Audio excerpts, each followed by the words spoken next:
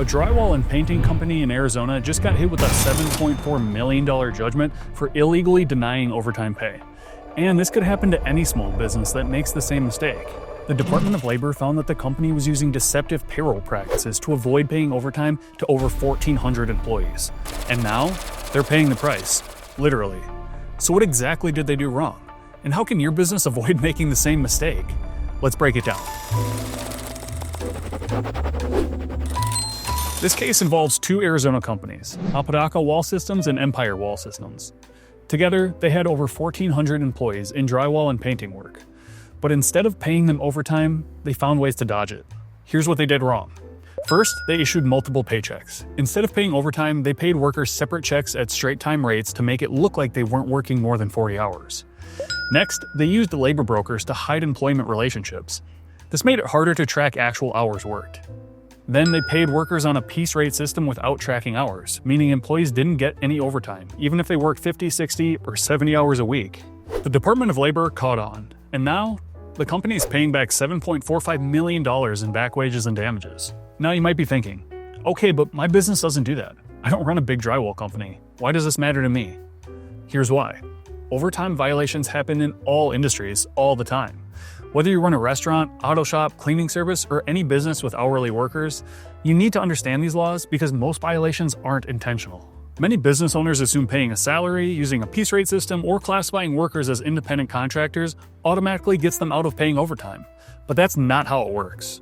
This case highlights some of the most common payroll mistakes that get businesses into legal trouble. Let's go over them so you can avoid becoming the next headline. 1. Paying a salary and assuming no overtime is required. A lot of small business owners think that if someone is salaried, they don't qualify for overtime, but that's not true. The law doesn't just look at salary. It looks at job duties and how much the employee makes per week. 2. Misclassifying employees as independent contractors. If you have independent contractors, you don't owe them overtime. But misclassification is a huge issue.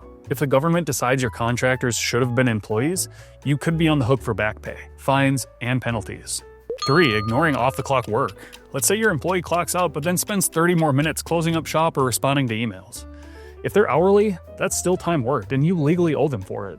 And 4. Paying straight time for overtime hours. Some businesses try to simplify payroll by just paying workers for their regular rate, even for overtime hours. That's illegal. Any hours over 40 in a week must be paid at 1.5 times their regular rate. No exceptions. So how do you make sure this doesn't happen to your business? Here are some practical steps. 1. Track all hours worked. It doesn't matter if you pay by the hour, piece rate, or salary. You must track actual hours worked for every non-exempt employee. 2. Understand overtime laws in your state. Federal law says anything over 40 hours per week is overtime, but some states have even stricter rules. For example, in California, you owe overtime after 8 hours in a day. Know your state laws. 3. Don't try to hide overtime with multiple paychecks.